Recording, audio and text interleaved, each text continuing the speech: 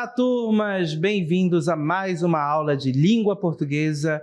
Eu sou o professor Denilson e vou acompanhar vocês neste momento. O que vamos aprender nesta aula? Colocando aí para vocês o nosso objeto de conhecimento, estilo, detalhamento, gêneros jornalísticos e publicitários, narrativos e argumentativos, morfologia, conjunções, conexões, sintaxe, concordância nominal e verbal. Então, esse é o nosso conteúdo e vamos à nossa aula.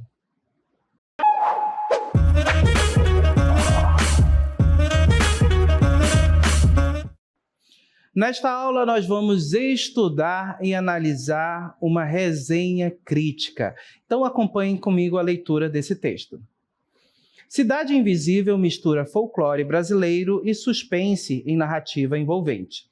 Criada por Carlos Saldanha, nova série da Netflix traz roupagem inédita para personagens clássicos e propõe debate importante entre o progresso versus tradição. A música de ninar da Cuca sempre teve algo de assustador. Quem, em sã consciência, poderia ficar tranquilo com a ideia de que alguém viria te pegar à noite, quando seus pais não estivessem em casa?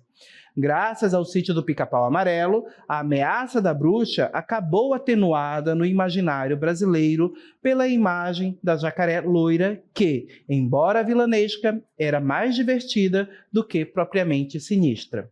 Porém, depois de décadas de hegemonia das histórias de Monteiro Lobato e das adaptações da TV Globo, essa versão ingênua e fofa foi finalmente desafiada na série Cidade Invisível, história de Rafael Dracon e Carolina Munhoz, que tem Carlos Saldanha como showrunner. Com a proposta de resgatar as figuras do nosso folclore e o fator mistério que as envolve, a produção da Netflix usa o suspense e a trama policial como pretextos para revelar que há mais do que histórias infantis na tradição oral. Muito mais. O seriado acompanha Eric, um detetive da Polícia Ambiental do Rio de Janeiro, vivido por Marcos Pigossi. Como também é padrão em produções hollywoodianas, ele é muito comprometido com seu trabalho, dando mais atenção à averiguação dos casos do que à família. Logo, não é surpresa para sua esposa, a antropóloga Gabriela, quando ele recusa seu convite para ir com a filha para a festa junina na Vila de Pescadores, onde ela trabalha. Para seu azar, justamente nessa noite, Eric sofre um trauma familiar que vai assombrá-lo, não apenas como marido em luto e policial em busca de respostas. Porque, entre descobertas inusitadas, como um boto que vira homem e corpos que somem do IML, sua investigação revela que todos os eventos bizarros na Vila Toré estão conectados. No entanto, a única explicação possível desafia tudo o que Eric acredita, até mesmo sua identidade.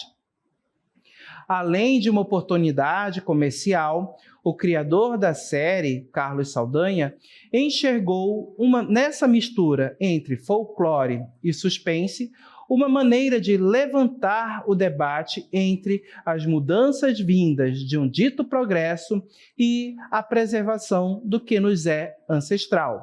Por isso, contrariando a expectativa dos fãs acostumados com suas animações voltadas para crianças, decidiu abordar a trama de Cidade Invisível a partir da perspectiva de um adulto cético e de carne e osso, como são também seus espectadores. Assim, quando mostra que Eric não é capaz de fugir da realidade fantástica na qual está inserido, não importa quanto tente, Saldanha deixa subentendido que nós não deveríamos também renegar nossa cultura. E esse é, de longe, o grande mérito da série. No final, A investigação policial acaba sendo o fator mais entediante de toda a trama, porque não há nada de novo ali. Convenhamos, a partir do detetive, a figura do detetive que desafia seu superior e vira noites sem dormir para chegar à solução do caso, está longe de ser algo original. Por isso, todos os desenvolvimentos são previsíveis e pouco empolgantes, até a entrada dos elementos mágicos. É no deslumbramento com o desconhecido que a trajetória de Eric brilha. Em um país que sofre de amnésia seletiva, preservar a memória e a cultura de seu povo, ainda mais um povo tão heterogêneo quanto o brasileiro, é um desafio e tanto. Por isso, obras como Cidade Invisível têm uma importância e responsabilidade maiores do que meramente exportar um produto e voltar a atenção do mundo para o audiovisual. Embora possa se debater a forma como o resgate do folclore foi feito, sobretudo a escolha de ambientar a história no Rio de Janeiro e não nas regiões Norte e Nordeste, é inegável que a série da Netflix larga já com o mérito de ter colocado novamente na boca dos brasileiros nomes como Saci, Cuca e Yara. Nossa cultura, diversa como é, merece ser celebrada não só como histórias infantis, mas pela sua riqueza e fantasia. E Cidade Invisível é a prova de que dá para fazer isso, inclusive de forma comercial. Então, acabamos de ler um texto, uma resenha crítica, e percebemos que essa resenha crítica está aí abordando exatamente um objeto cultural, uma série, uma minissérie que passa em canal de streaming, certo? Na internet, em plataformas virtuais. Observem que a resenha é um texto que vai trazer uma avaliação crítica de um objeto cultural. E o objeto cultural, gente, claro, pode ser um filme, né, como aqui as nossas imagens sugerem, um filme, pode ser também um livro, uma obra literária, uma exposição de artes, uma escultura, ou mesmo um espetáculo teatral. Percebam que a resenha ela irá trabalhar justamente nessa questão de apresentar uma opinião do resenhista em relação ao objeto cultural, avaliando, dizendo o que é positivo, o que é negativo.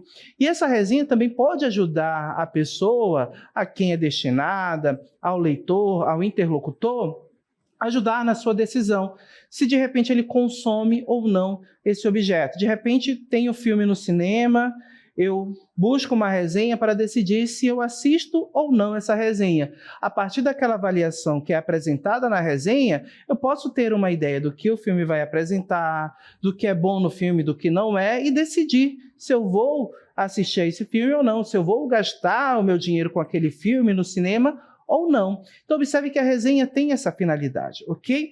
E para que a gente possa compreender bem a resenha, nós vamos observar a sua estrutura, os elementos que compõem essa resenha. E, logo na sua introdução, é interessante observar que existe uma contextualização, ok? E essa contextualização, claro, vai trazer informações a respeito da obra, indicando quem é o autor, onde ela foi publicada, indicando também questões técnicas. Se for de repente um filme, também vai estar lá a ficha técnica, pode constar, e claro, contextualizar também em relação ao momento em que esse produto foi produzido, ao contexto histórico desse produto. Na resenha que nós acabamos de ler, nós temos uma contextualização. Vamos verificar como ela foi feita? Colocando aí para vocês, olha só. Então, logo no primeiro parágrafo, na introdução, nós temos esse enunciado aí que destaca para a gente bem essa contextualização.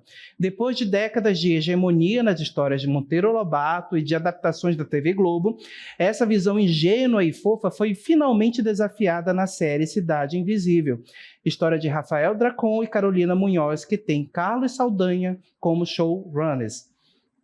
com a proposta de resgatar as figuras do folclore e o fator mistério que as envolve, a produção da Netflix usa o suspense e a trama policial como pretextos para revelar que há mais do que histórias infantis na nossa tradição oral, muito mais. Então, observem, gente, que a contextualização que ocorre nesse primeiro parágrafo situa a gente com relação ao contexto, né, histórico, a situação de como a população visualiza as histórias relacionadas aos nossos personagens lendários, como Yara, Saci. Observem que a visão que existe no país é exatamente aquela visão construída pelas séries de uma emissora de TV, que utilizou esses personagens como os personagens infantis das histórias de Monteiro Lobato. Ok? Percebo que essa visão ingênua, infantilizada, ela é propagada. E a série surge para contestar, para apresentar um outro lado, certo? Envolvendo aí uma trama policial, envolvendo também fator mistério. E percebo que contar uma história com esses personagens num olhar em uma visão mais adulta, diferente da visão de Monteiro Lobato, que foi aí propagada, que foi reforçada pelas produções da TV Globo, ok? É importante perceber também que, além da contextualização, nós temos um breve resumo, muitas vezes na introdução, contando de forma breve o que será abordado na história, a história do objeto cultural, como em um filme ou a série, como nós temos aí, que é o objeto desse texto, nós temos um breve resumo, sem revelar muita coisa, apenas para você saber o que a história irá contar, mas sem revelar final ou sem revelar o clímax da história. Observem como o resumo aparece no nosso texto, colocando aí para vocês. Esse resumo ele foi colocado no segundo parágrafo da nossa resenha. E observem, Eric sofre um trauma familiar que vai assombrá-lo não apenas como marido em luto e policial em busca de respostas, porque entre descobertas inusitadas, como um boto que vira homem e corpos que somem do ML, sua investigação revela que todos os eventos bizarros da Vila Toré estão conectados. No entanto, a única explicação possível desafia tudo o que Eric acredita, até mesmo a sua identidade. Observem, gente, que nós temos aqui uma ideia do que terá na história. É um breve resumo. No entanto, esse resumo não revela muita coisa. Sabemos que nós vamos ter aí uma trama que vai envolver investigação policial, vai envolver questionamentos pessoais, mas observem que nós não sabemos exatamente, por meio desse resumo, qual é a investigação, o que ela vai buscar, não sabemos qual é o drama de identidade que irá ocorrer na história com o personagem, a questão da identidade dele. Percebam que é algo muito sucinto, apenas para você ter uma ideia. O resumo não revela muita coisa para a gente, ok? Ponto importante em uma resenha crítica no caso, exatamente as críticas, gente. Elas devem estar presentes. Uma resenha crítica, ela deve trazer para a gente pontos positivos e pontos negativos. Esse é o ideal. O ideal é que o resenhista, a pessoa que escreve, consiga visualizar aquilo que é bom e aquilo que é ruim, ok? Para dar mais munição, para dar mais possibilidade do leitor refletir a respeito daquele objeto cultural no momento em que ele lê a resenha.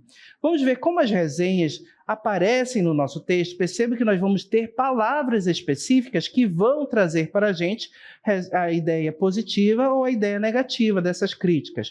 Vamos visualizar como essas palavras foram utilizadas e como elas revelam, elas fazem com que nós tenhamos essa percepção do que é bom e do que é ruim no texto. Vamos colocar aí para vocês. Olha só. Perceba que o título da nossa resenha já começa trazendo um julgamento. Cidade Invisível mistura folclore brasileiro e suspense em narrativa envolvente. Já temos uma crítica aqui, um julgamento. Observem que esse julgamento, gente, é algo pessoal, certo? É algo que foi escrito pelo resenhista e é algo que é a impressão dele nesse texto, ok? Então, é a opinião do resenhista, é a opinião dele em relação ao produto. E observe que logo no nosso título nós já temos aí uma palavra que traz essa ideia de opinião, que traz uma crítica para a gente. Que palavra é essa? É exatamente o adjetivo envolvente. Observe que envolvente traz para a gente um tom positivo. Então, é uma narrativa envolvente que chama a nossa atenção, que prende a nossa atenção. Então, observe que a partir do título, o autor já começa a fazer um julgamento, fazendo uso desse adjetivo, atribuindo uma ideia positiva à série. Então, observem que as críticas podem já aparecer desde o título de uma resenha, por meio das palavras que são utilizadas, ok? Mais exemplos? Então, vamos colocar aí ao longo do texto, nós encontramos enunciados como esse, olha só. No final, a investigação policial acaba sendo o fator mais entediante de toda a trama. Observe que nós temos aqui um julgamento em relação à trama policial da história, a questão da investigação policial. E percebam que nós temos essas palavras específicas que vão trazer essa opinião, que vão trazer o julgamento. Que palavras são essas? Olha só, a palavra entediante, mais uma vez o adjetivo aqui, trazendo para a gente uma conotação negativa agora, enquanto o envolvente traz uma ideia positiva, uma crítica positiva, entediante já traz um fator negativo. E perceba que esse fator negativo é reforçado por outra palavra. Que palavra é essa? Pelo advérbio, o mais. Esse advérbio de intensidade reforça mais ainda essa ideia de entediante, certo? Intensifica essa ideia. Então, o fator mais entediante de toda a trama é exatamente a investigação policial. Então, aqui a gente tem a presença de uma crítica negativa em relação à série. Vamos verificar mais críticas? Conhecendo aqui a próxima, olha só, lá no 5º parágrafo. Obras como Cidade Invisível têm uma importância e responsabilidade maiores do que meramente exportar um produto e voltar a atenção do mundo para o audiovisual. Percebam que aqui o autor amplia a questão, a reflexão sobre a obra, né? Sobre a série. E percebam que ele vai refletir justamente sobre a questão do audiovisual, da obra como um produto audiovisual que também será levado ao mundo. Observem que aqui nós temos palavras que trazem também essa opinião, esse julgamento do autor em relação ao objeto cultural, em relação à série. Que palavras são essas? Olha só, importância e responsabilidade. Esses dois substantivos aqui trazem para a gente uma conotação positiva em relação a obra, em relação à série, ok? E percebam que para ajudar a reforçar essa ideia de importância e responsabilidade, nós também temos o uso do grau comparativo. Olha só, maiores do que. Olha só, o grau comparativo, esse enunciado maiores do que, traz essa ideia de comparação, ok? Observem, elevando, colocando aí essa série em um patamar superior, é uma comparação de superioridade, né? Trazendo essa ideia de que é uma série muito relevante. E reforçando essa ideia de algo superior, de uma importância e responsabilidade superior, nós temos o advérbio também, meramente. Olha só, então percebam que a série ela é muito mais do que um produto que é exportado, que é uma produção audiovisual para o mundo. Olha só, perceba que o advérbio meramente ajuda também a compreender essa ideia de algo superior, de algo bom, né? De algo relevante socialmente. Então, observem que essas palavras, esses enunciados, o uso do grau comparativo de superioridade aqui, traz para a gente essa ideia positiva, uma crítica positiva em relação à série. Ok? Então, essas foram as críticas, algumas que nós captamos e trouxemos aqui para vocês. Agora, vamos observar os mecanismos de construção do texto. E percebo que entre esses mecanismos de construção, de conexão, que ajudam na coesão do texto, são as conjunções, que nos ajudam a introduzir ideias, a fazer o texto progredir. Lembrando que as conjunções, quando conectam as partes do texto, quando fazem as conexões entre as orações, elas podem estabelecer ideias diversas. Vamos observar como essas ideias se manifestaram no texto? Colocando aí para vocês. Como também é padrão em produções hollywoodianas, como também é padrão em produções hollywoodianas, ele é muito comprometido com o seu trabalho, dando mais atenção à averiguação dos casos do que à família. Logo, não é surpresa para sua esposa, a antropóloga Gabriela, quando ele recusa um convite para ir com a filha para a festa junina na Vila de Pescadores, onde ela trabalha. Observem aqui, gente, que nós temos conjunções conectando os enunciados, estabelecendo coesão e também estabelecendo ideias. E que ideias são essas que foram estabelecidas com as conjunções? A primeira que aparece é a conjunção como. Percebam que a conjunção como estabelece uma comparação entre as produções que são feitas lá em Hollywood com o que é feito no nosso país, olha só. Então, percebo que essa comparação está justamente com relação ao comprometimento do nosso personagem com o trabalho dele, assim como ocorre esse comprometimento exatamente com os policiais de séries, filmes lá de Hollywood, ok? Então, percebo que essa comparação estabelecida, ela vem por meio de forma direta com o uso do termo comparativo da conjunção como. Outra conjunção que aparece aí no nosso texto é a conjunção logo. Observem que o logo estabelece para a gente uma ideia de conclusão, certo? Percebe que por meio dessa comparação, logo no início, se chega a uma conclusão relacionada a isso. Ó. Logo, não é surpresa para sua esposa, então percebo que o policial ele é muito comprometido, certo? O Eric é muito comprometido, como os policiais das séries e filmes de Hollywood. Então, qual é a conclusão que se chega? Que, logo, não é surpresa ele deixar a família para trabalhar, ok? Então, percebo que a conjunção logo ajuda a estabelecer para a gente essa ideia de conclusão. Outra conjunção também importante é exatamente a conjunção quando, que marca para a gente a ideia de tempo dentro do texto. Em que momento, olha só, não é surpresa para a gente quando o nosso personagem não resolve acompanhar a família, quando ele recusa o convite para ir a uma festa junina, ok? Então percebam que essas conjunções são importantes porque elas conectam as partes do texto e estabelecem também ideias diversas, como comparação, conclusão e tempo. Ok, gente?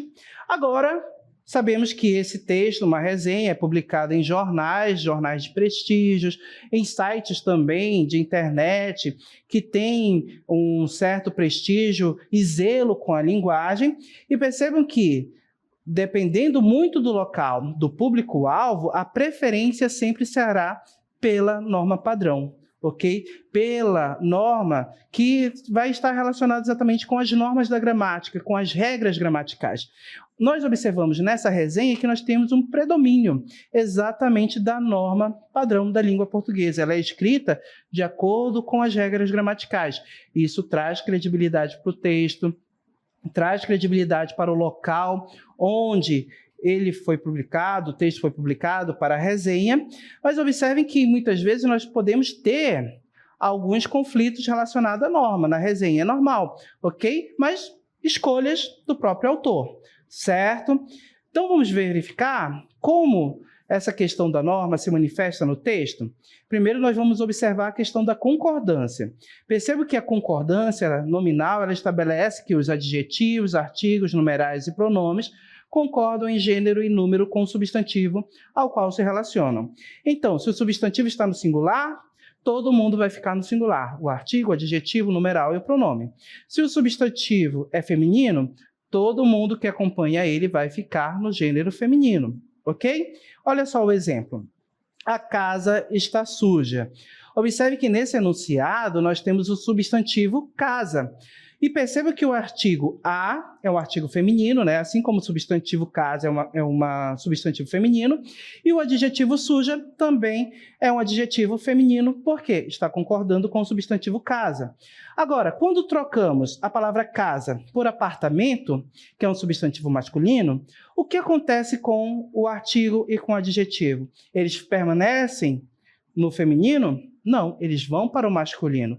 Então, o artigo a é trocado pelo, olha só, pelo artigo o, que é masculino. Sujo, esse adjetivo muda sua forma para uma forma masculina. Então, observem que o substantivo determinou a concordância com o artigo e o adjetivo. Em gênero, certo? Masculino e feminino, e em número também, singular e plural. Ok, gente? Agora no nosso texto, voltando a ele. Graças ao sítio do Pica-Pau Amarelo, a ameaça da bruxa acabou atenuada no imaginário brasileiro pela imagem da jacaré loira, que, embora vilanesca, era mais divertida do que propriamente sinistra. Observem aqui nesse enunciado, gente, o questionamento. Olha só, os trechos destacados estão de acordo com a norma padrão? Percebam, gente, quem é loira, quem é vilanesca e quem é divertida? Olha só, jacaré. A palavra jacaré é um substantivo masculino. E observem que as outras palavras, como o artigo, loira ou adjetivo, estão no feminino. Opa, há um problema de concordância aí. Então, destacando aí para vocês. Observem que essas palavras aí, elas não estão concordando efetivamente com o substantivo. E qual é a regra? O que a gramática diz em relação a substantivos como jacaré? Perceba que substantivos como esse aí, a palavra jacaré, são substantivo epiceno. E, colocando aí para vocês a regra, olha só, a palavra jacaré é um substantivo epiceno, quer se refira a macho ou a fêmea. Quando se quer indicar precisamente o sexo biológico, usa-se as palavras macho e fêmea. O jacaré macho, o jacaré fêmea. Observem que jacaré é masculino, é uma palavra masculina, tanto que o artigo o permanece exatamente aí ao lado dele. Quando a gente quer especificar o sexo biológico, aí sim a gente usa a palavra macho e fêmea. Então perceba que o enunciado que nós destacamos está com um problema de concordância. Os outros termos, adjetivos, artigos não estão concordando com o substantivo jacaré. E aí vem o questionamento: como é possível adequar o enunciado à norma padrão? Percebam que aqui nós podemos reescrever esse enunciado, colocando aí para vocês, olha só, graças ao sítio do Pica-Pau Amarelo, a ameaça da bruxa acabou atenuada no imaginário brasileiro pela imagem de uma personagem que era um jacaré fêmea, com cabelos loiros, que, embora fosse vilanesca, era mais divertida do que propriamente dita, do que propriamente sinistra. Observe que agora nós temos as concordâncias ocorrendo aí com o substantivo personagem e com o substantivo jacaré. E perceba que a gente pode relacionar cada um dos adjetivos e artigos a essas palavras, concordando em gênero e número. Ok? Então, observem que aí houve um pequeno ajuste. Apesar desse desvio, observem que é um desvio que não invalida completamente a resenha crítica, gente. Por quê? Porque ainda assim predomina uma quantidade maior de seguimento à regra, ou seja, a maior parte do texto segue a regra, ok? Vamos aí verificar a concordância verbal? Então, percebam que na concordância verbal, nós vamos ter aí a regra geral que diz: o verbo concorda com o sujeito em número e pessoa. Olha o exemplo: João viajou. Verbo viajar está na forma viajou, concordando com quem?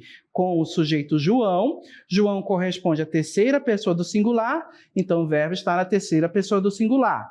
Agora, no outro exemplo, João e Maria viajaram. Observem que o verbo viajaram está exatamente aí na terceira pessoa do plural. Por quê? Porque o sujeito João e Maria corresponde à terceira pessoa do plural, eles, certo? E percebam que essa terceira pessoa do plural no sujeito faz com que o verbo fique na terceira pessoa do plural. Mas temos casos especiais. Observe que um caso especial que eu destaco, que aparece bastante no nosso texto, é exatamente o do verbo haver. O verbo haver, no sentido de existir, ou na indicação de tempo, é impessoal e deve ficar na terceira pessoa do singular. Olha o exemplo, retirado lá do texto. A produção da Netflix usa o suspense e a trama policial como pretextos para revelar que há mais do que histórias infantis na tradição oral. Muito mais. Observem que o verbo haver foi utilizado aí no texto com o sentido de existir. Olha só, revelar que existe. Então, perceba que o verbo haver está no sentido de existir, tanto que a gente poderia trocar pelo verbo existir, que faria sentido do mesmo jeito. Mas percebam que aqui se preferiu o verbo haver. Então, como o verbo haver, no sentido de existir, é impessoal, observem que ele ficou na terceira pessoa do singular. Mais um exemplo, olha aí. Na investigação, no final, a investigação policial acaba sendo o fator mais entediante de toda a trama. Por quê? Não há nada de novo ali. Perceba aí que o verbo haver destacado, mais uma vez, está na terceira pessoa do singular. Por quê? Porque ele está no sentido de existir, então ele deve ficar na terceira pessoa do singular.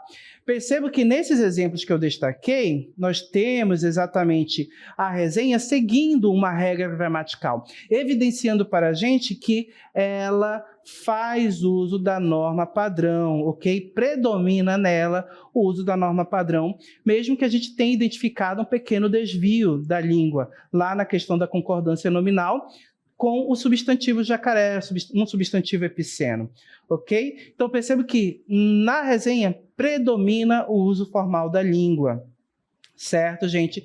Então, isso traz credibilidade para ela, ok? Então, nós vimos a resenha crítica, um texto que vai trazer julgamento em relação ao objeto cultural, pode ajudar o leitor a decidir se ele vai consumir ou não esse objeto cultural. Percebam que a resenha tem na sua estrutura, na sua composição, contextualização, resumo, críticas que são muito importantes, positivas e negativas, e na sua organização nós temos o uso de conjunções para fazer a conexão das ideias. Assim como também sabemos que uma resenha crítica, ela tem por preferência, já que está no campo jornalístico midiático, para trazer prestígio para o veículo onde ela foi publicada, uma preferência pelo uso da norma padrão, certo? Então, gente, dito tudo isso, vamos finalizar a nossa aula aqui.